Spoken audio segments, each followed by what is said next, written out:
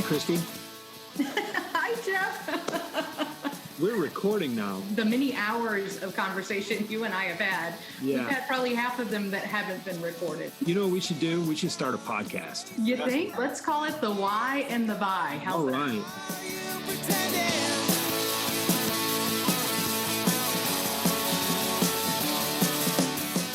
Hello, everyone. Welcome to the Why and the Buy podcast. My name is Christie Walters. And I am Jeff Bajorek.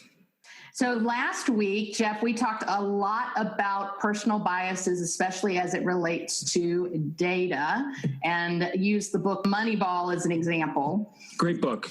Great Isn't movie. it? Great book. I talk about that book almost incessantly. I'm becoming a bit obsessed with it. I think it's such a great example because for most of us, baseball is it's something we grow up with, especially in this country. And so it's a worthwhile metaphor because in some way, shape, or form, we can all relate to it. But then when you really dig in, and I heard about the book, I heard about all the uproar surrounding the approach that the Oakland Athletics were taking at the time. I remember being very dialed into baseball at that time, so I was very aware of what was going on and how they're going to have to dismantle the team and the free agents that left, et cetera, et cetera. But what most people don't realize until they dig in is it's one of the best business books you'll ever read. Yes. And even if you want the abbreviated 2-hour scrubbed down Brad Pitt version, you still get a little bit of a feel for that. And I think the acting in that movie also portrays what is unwritten in the book, which is how much of a struggle it was for someone in that position to go ahead of or go against the grain of how things were traditionally done, which I think really leads us right into what we want to talk about today, Christie, is how do you go against that grain when you have these traditions that he really killed the sacred cow, right? Absolutely. In baseball, he absolutely at every turn challenged long-held beliefs. And for those of you who may not be aware of what a sacred cow is or what we mean when we talk about a sacred cow, I have a definition for you. I'm going to look at my phone, make sure I get it right. So a figurative sacred cow is a figure of speech, and it is something that is considered immune from question or criticism, especially unreasonably so. So these are our long-held beliefs, things that are just ingrained in us almost since birth or since starting at a particular company, for example, if that's the sacred cow that you're referring to. It shows itself in many different types of stories. And I think there are a lot of different givens, both in our society, in our businesses, even in our personal lives, honestly, in the things that we believe about ourselves and our own belief system. We're not suggesting you have to kill every sacred cow out there, but we definitely think that you need to be aware of them. Make sure that you can acknowledge them, you can explain them, and you have a reason for continuing to believe or to act in that way. I think you've got to take a step back and look at what it is that you're trying to do, and if the way you're trying to do it still makes sense, which is really ties into why we do this podcast altogether, right? We take a step back, and it's the why and the buy for a reason. So why are you doing what you're doing? Why is your customer or your prospect doing what they're doing? And why is what you're doing going to lead to them making a decision in your favor? Right. Just taking that step back and reevaluating things that it's been a long time since they've been even questioned. I mean, this is such a powerful topic. I can't wait to dig in. That's awesome. Well, I tell you what, I came up with this topic. I've recently been listening to the 4-Hour Work Week by Tim Ferris on audiobook, and I'll lay it out there. I really liked him. I like the fact that he challenges virtually everything. Yes. And I don't necessarily agree with all of his techniques or tactics. However, I think he makes some really interesting points. And one of the points that he made in this book was truly a sacred cow associated with busyness. And he mentioned it fairly briefly in the book, and I'll come back to that in a second, as I definitely want to dive into that, especially when we start talking about personal sacred cows. But I started thinking about a Zig Ziglar story, and you know that I'm a big fan of Zig Ziglar. Zig's no longer with us, but his foundation or his company still does a weekly podcast. And if you aren't familiar with the Zig Ziglar podcast, I highly recommend it. They have a lot of great discussions on interesting topics. They are not afraid to tackle just about any subject. But Zig always told this story about the prized ham. And Zig was such a great storyteller. I'm not going to even do it justice. But essentially the story starts as this. It's a newly married couple, and the husband is out at the state fair and wins the prized ham. Okay. And he brings it home to his wife, and he's so proud, and he hands it over to her, and she's all excited. She gives him a kiss on the cheek, and then she takes and she chops off one end of it to put it in the pan. And he's like, well, why did you do that? That's like a third of the ham. And she said, well, that's how my mom's always done it.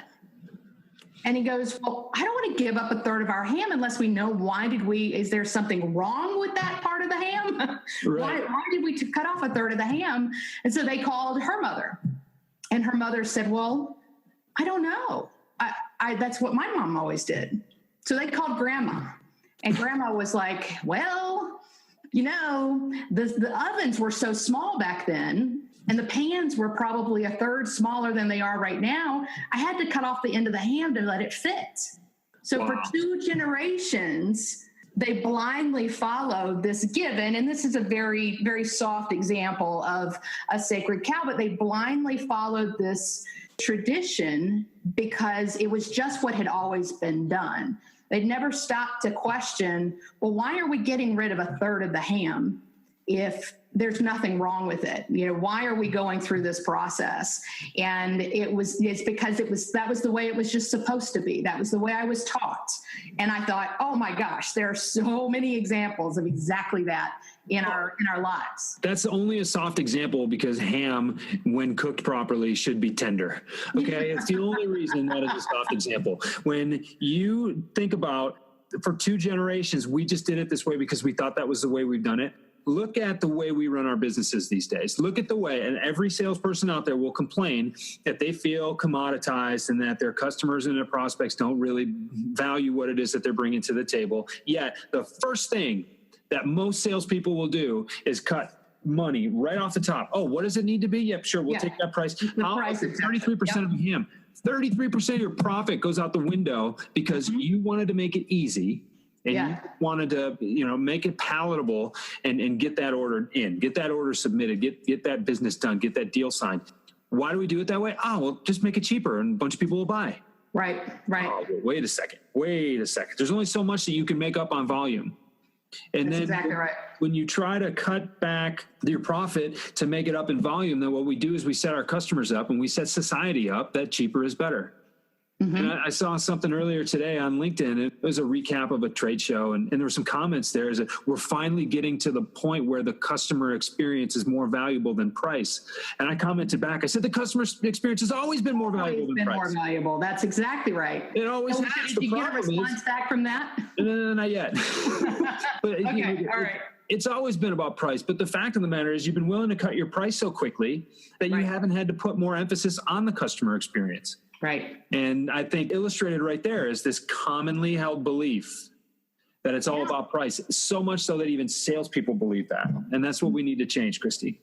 Absolutely. Well, and I think, you can see examples of both of sacred cows that exist and sacred cows that are being questioned in our everyday life. I mean, if you look at society, you can see political correctness or incorrectness. We've almost swung completely in the opposite direction when it comes to political incorrectness, right? It's almost cooler to be incorrect than it is to be correct. Right. And the reality is that neither one is truly the way we should be operating. We should be interacting authentically and not focusing in on being correct or incorrect, just being who you are. Took the word right out of my mouth. Absolutely. So, I think disrespect for authority is one. We don't have to always focus on the negative ones, but there was a time in our parents' generation, there were certain leaders that couldn't be questioned.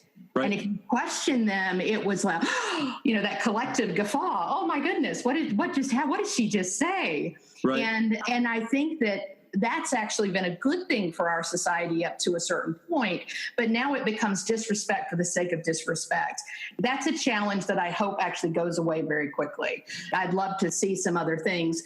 In business, even things like business dress. I mean, yes. Jeff, I think you and I grew up in the same types of industries, much more conservative.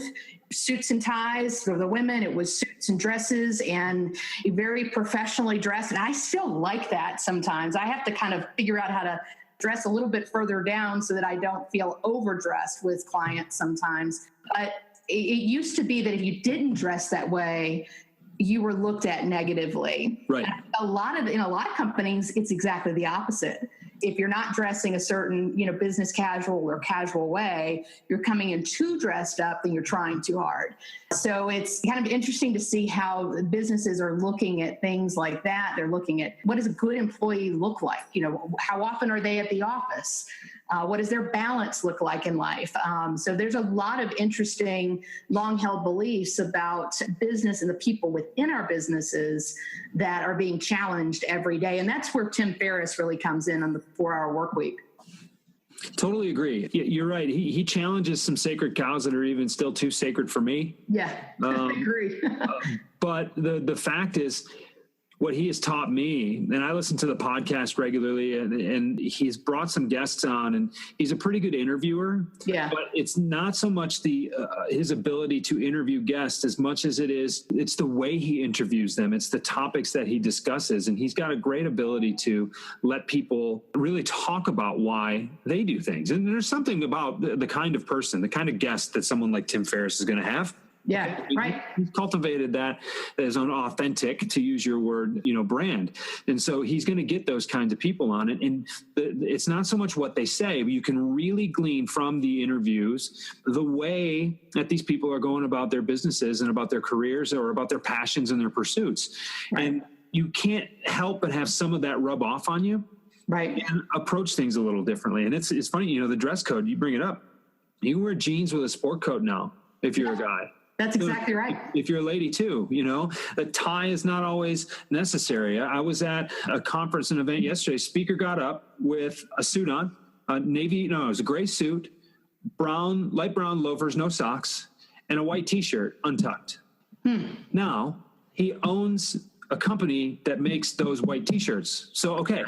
Right? All right. But he pulled it off in a way that he clearly made the effort, right? Right. You watch Mad Men and everybody's in a 3-piece suit and you got a tie and it's always buttoned up and everything is fine. And then, you get out of that way when you think about, why am I wearing a tie? Why am I wearing a suit? I work with my hands, right? I get involved. I roll up my sleeves. I'm constantly taking this jacket off. Why do I need to wear it? I mean, when the dress code can be distilled down to, please make an effort. Yeah. So that you can take me seriously. I think that's where we've come. And you see a lot of different expression that way. I like wearing a sport coat. I don't really care to wear a tie. I have some really nice ties and sometimes I like to, but I think, you put on just a flashy pair of socks and maybe a pocket square or something, and it shows a little expression. It shows that there's still a level of attention to detail, which is what you're trying to get across. Right. But in a completely different way. And my grandparents would be horrified by something like that. right. Exactly. But my kids would get involved and like, oh, hey, Daddy, why don't you have my son last year for my birthday, or I think it was for Christmas, he got me a pair of socks that came with a smaller pair of socks so we can both wear the same socks at the same time. Awesome. I love it. It's just funny, like the way that generationally different things are embraced. And I think that's healthy. And I think that needs to be encouraged, which is, I think, what we're talking about. You bet. Absolutely. Even going down to the roles of the man and the wife in the home, right? It causes some friction. Yes. Yes, absolutely. Well, and especially when there's so many dual incomes in our world, and there are a lot of, you still have to do all the things that you need to do for kids and keeping that balanced. And it's a challenge. It's a real challenge, I think, to find balance in our lives in general these days. And I think, when you look at your personal life, one of the other inspirations I had for this podcast was Malcolm Gladwell did a TED Talk. I think it was a TED Talk not too long ago about the importance of spaghetti sauce. Visible solids. Yes. And the Howard Moskowitz, the food researcher who basically through market research figured out that people wanted variety in their sauce. It wasn't about a different package. It wasn't about a different mix in a standard sauce to compete ragu and prego, but it was basically just start adding variety. And it was the first step into variety in food retail. was in the spaghetti sauce industry. And then now you've got, 500 different types of mustard and barbecue sauce and you name it. Right. But it was very interesting because he challenged this long-held belief about what the customer wanted, right? And so in the business world, that's huge, because how often does a company invest in in-depth market research? Not a bunch of people who already work for the company and have worked for the company for 15 years calling customers to say, what do you think about our service? Is there anything we can do better? Right. Fill out this survey. Yeah, that is not what we're talking about. We're talking about real roll up your sleeves. What do we do if we throw everything out the window and start over? What would be the most ideal scenario for you, Mr. Customer? Right. And I guarantee you, if companies did more of that type of exercise, we'd see a lot more sacred cows in businesses go by the wayside, because customers would say, you don't know what I want. You're not listening to me when I do tell you. And there's a lot more that you can do to make my life better. I will follow that up and tease another Gladwell piece that he wrote about ketchup and why there's 500 different kinds of mustard on the shelf, but really only like 3 kinds of ketchup. That was another great article. But along that same line, to take you a step back to when you're talking about family life and dual income and things like that. And I think what really gets at the heart of what we're talking about is those traditional roles have been challenged. The definitions have been torn down. Right. And why are they doing that? Because the outcome of that, the expected outcome of that, is that with 2 incomes, with a reassigning of those roles, that there's going to be a better outcome. Right. Does it cause some friction? Absolutely. And since those roles have been challenged, that's when we started seeing an increase in divorce rates and things, because that's tough. That friction is tough, and not every relationship is strong enough to get through that. However, when everybody is taught to just stay in their lane, their comfort zone, this is what I know how to do. If I just don't ask any questions, then everybody's going to get along fine. That's great. But then what we're doing by challenging those standards is ultimately working through that friction for a better outcome. Right. And we fight that with our businesses. We fight that in sales. And we fight that with companies and corporate culture all the time. And what we have to do is believe that by challenging these long-held beliefs, that ultimately what's on the other side of that challenge is going to be more beneficial for everybody involved. And it's got to be worth the conflict in the meantime. That's right. But I tell you what, as we look at the personal aspect of this, you have to know what that ultimate end game is in order to see your way through it. I think you need to know what it could be to make it worthwhile to work through it, to ultimately see if it's what you want it to be. And that's the risky part, which is why nobody wants to do it. Yeah, you're absolutely right. And I think one of the toughest things, people give up too early. Yes. And we see it in business. You see it with entrepreneurs all the time. Even Simon Sinek tells the story about the Wright brothers and the Harvard professor, I can't remember the guy's name now, that also had lots of money, lots of connections to build a powered plane. And when the Wright brothers announced theirs, or it finally hit the streets that they had launched a plane, then he gave up. He quit. He was like, I'm not first. I'm not going to be rich. I'm just done. And so how many people do that? They're like, oh, well, so-and-so just did that. So either I couldn't be there, or I can't share in that, or I'm just going to go do something else. This is no longer worth pursuing. Yeah, exactly. I'll tell you a personal perspective. And one of the reasons why this really hit home with me, especially while I was listening to Tim Ferriss, he started talking a lot about the busyness of the work life. And I grew up in a very modest income family, middle class. We weren't poor. We certainly weren't rich.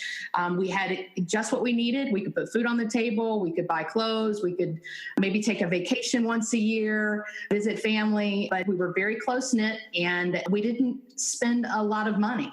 But I grew up with, my dad talks about being able to save up enough money when he was 12 years old from picking tobacco in the fields that he could buy his new shoes for school. Right. Right. And blow my mind here, right? Yeah. When you think about it, putting a 12-year-old in the fields today and what would come of that, that work ethic is so deeply instilled in myself and my sister. Mm-hmm. And we've done the same with our kids as well. I don't think we've done it to the level that our parents did it for us, but I had this sense for years, and I'm 46 years old, I'll admit that. I had this sense for so many years that if I was not busy, I was not valuable. Yep. Now, I don't want anyone to read anything into that. That doesn't mean that my parents didn't love me enough or that I was only valuable if I was doing things. I don't want anybody to take it down that way. But that was my sacred cow. There's this belief that busy was value, that one equaled the other. And it's not true. It wasn't. It's not been true in my life. It's not true in anyone else's lives. In fact, too busy is less valuable, because then you have no room for regenerating and recreating and thinking. And this last year with my business, it has shown me, it's actually been a very big challenge for me to learn to be okay with not being busy all the time. Oh, right? Yeah. And so let's get after that from a couple of different ways. I mean, first of all, if you're busy all the time, you don't give yourself the opportunity to think. You don't give yourself the opportunity to be creative. You don't give yourself the opportunity to really approach problems and problem solving from different approaches. We have to face this. Anybody in business now needs creativity. We've gone to this place where it's really, really tough to just sell your time in chunks, right? I mean, manufacturing to an extent is coming back. Craftsmanship is coming back. Skilled trades are coming back in this country, economically speaking. But, what you bring to the table versus just being an interchangeable cog in a machine, you have to bring something more than just your ability to pull a lever on an assembly line. Absolutely. But also, when you look at the corporate world, a lot of companies offer flexible work schedules. Business, like golf, is a results-oriented game, right? There's no pictures on the scorecard. It doesn't matter how long it takes you to deliver those results in your sales territory or, as a consultant or as a general manager of a business unit. The results at the end of the day, whether it's profit or it's units sold or it's units created, that's what they're looking for. So corporate world, you go and you watch Office Space and, it's... You're there. I've never worked in an office environment like that, but everybody I've ever talked to tells me about how alarmingly accurate that movie is, right? Right. But how much wasted time is actually there? Well, hey, I showed up at 8:30. I punched out at 5, took my half-hour lunch. I got my 8 hours in. That's great. I'm done. What did you actually do? Oh, about 2.5 hours worth of work. Right. Okay. Well, can I just do those 2.5 hours worth of work, get my job done? I'll tell you what. I'll even do 3 hours worth of work if I only have to work 3 hours. Right. Okay. And now with all the access to technology and the connectedness that we have, why are you still telling yourself, I got to work 8 hours today or I didn't get anything done? And I'm guilty of this too, coming from a world where I was in outside sales. Right. And there was a lot of travel time involved, which is really kind of wasted time. You can listen to all the audiobooks you want. You can take all the phone calls you want, but you're still moving around. If you can get that same work done from your desk. Right. And I fought with my managers about this. How many customers did you see today? 2. All you saw were 2 customers? I said, yeah, but I had email and text message exchanges with 8 of them. And that's how they wanted to be contacted, because they're trying to be, or forced to be, just as busy as I am. Right. So what's more important, the fact that I saw someone face to face, or the fact that I had a meaningful exchange through a medium that they chose? Yeah. Well, I think the important piece is the results that you garner from that, right? I mean, that really is the ultimate element. And I think that, as I started thinking about this more and more, I was like, gosh, there have to be a lot of people who are going through similar issues. One, they're like me. I traveled for 15 years of my career, and at least 50% of the time, I'm learning how to have a life at home, right? How to actually have a network here in my hometown. Right. Because I'm not on the road. I have a great network everywhere else. But, in Atlanta, I'm really, been working to rebuild that. And even things like, are you in the right role? Are you in a role as an administrator, as a technologist, as an operator, in operations, installation, integration, whatever it may be? Are you there just because it was the path of least resistance. Coming out of college, it was the path of least resistance for me. Right. It was right there. It was laid out on a silver platter for me, and I just went down that path. Sure. So at some point, are you questioning the things that even you believe about yourself? I talk to people in coaching calls all the time about their belief system. You cannot insulate yourself with, one, your self-confidence, your humility, and your commitment to what you believe you put on this earth to do. Then it's going to be very easy for people to tear you down. Yep. And you have to constantly work on it. But before you can do anything else, you have to have that belief system established and in place. It doesn't mean you have to have everything perfect. Doesn't even mean you have to be in the role you're supposed to be in. But you need to know with unfailing confidence that this is what you were put on this earth to do. I completely agree with you. It's really hard to do. Absolutely. The thing about long-held beliefs is that they're long-held for a reason. So let's just say that I don't believe in being cruel to animals and I don't like killing cows. Right. Never mind the steak dinner that we're going to have. But how do people do that, Christie? It's one thing to say that you're going to kill a sacred cow. Do all of these sacred cows need to be killed? No, not at all. I mean, I think, and some of them are there for a reason. Something that you should not question is, the fact that you're here to make other people's lives better. Right. There are just a lot of different elements that you want to make sure you understand. All I'm suggesting is question your motives, question your why, understand your purpose for that action or for that belief. And if you can do that and you can state it without an issue, then absolutely they stay around. You don't have to kill them either, right? You can also question them and start moving in another direction if you want to do that. If you decide, hey, gosh, I've been in this role all this time, but I'd really just love to go be a speaker. I just want to be a public speaker. That's actually a lot easier to do than you think. So, but it's work. You have to get there to do it, and you have to question those long-held beliefs so that you know that is the right path. So I think it's just a matter of being aware and not being afraid to say why and what if. The word that made me tingle a little bit, gave me goosebumps, was afraid. Yeah. You're absolutely right. It's hard. It's scary, especially when something hasn't been questioned before. Yeah. The hard thing is to ask that question. The really hard thing is to answer it. Yeah.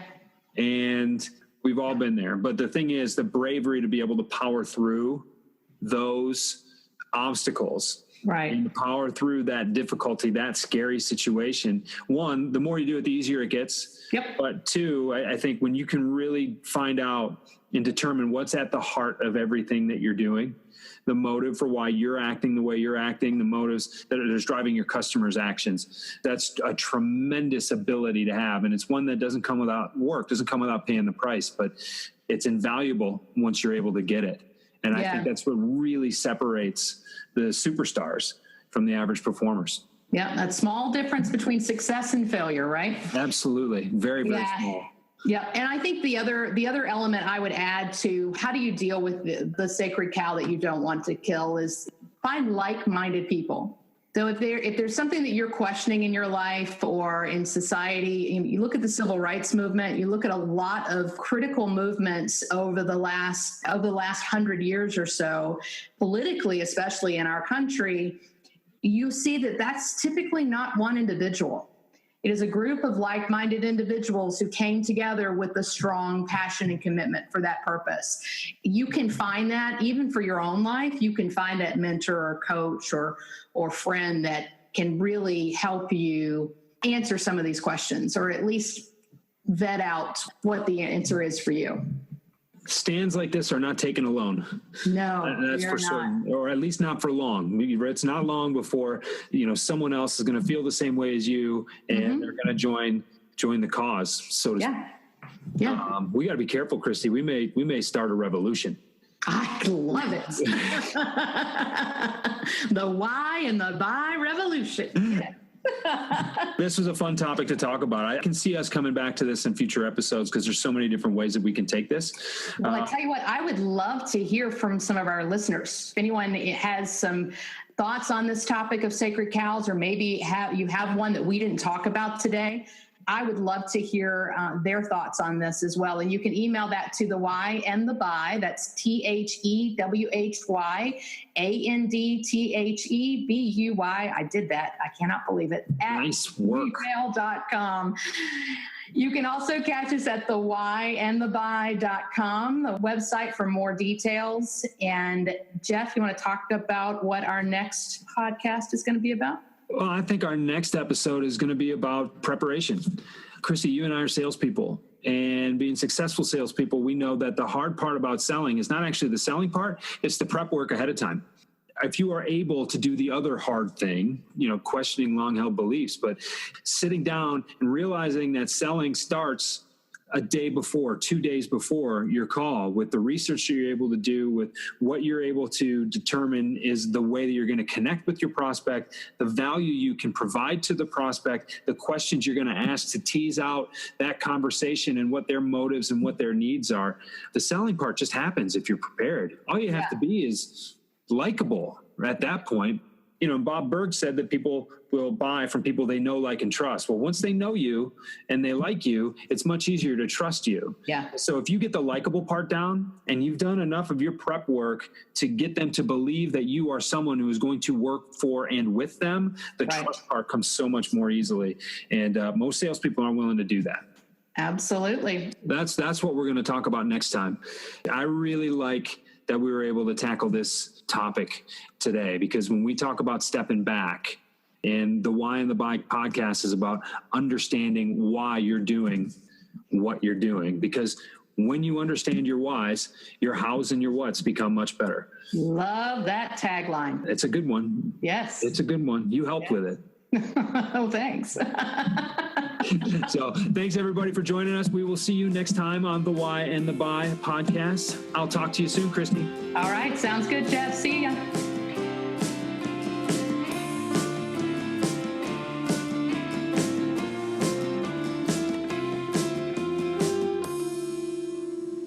Thank you for joining us on this episode of the Why and the Buy podcast. If you liked us, subscribe. We can be found on iTunes, Stitcher Radio, SoundCloud, and really anywhere else you can get a podcast. And if you really liked us, then give us a 5-star review. We like those, and we like you too.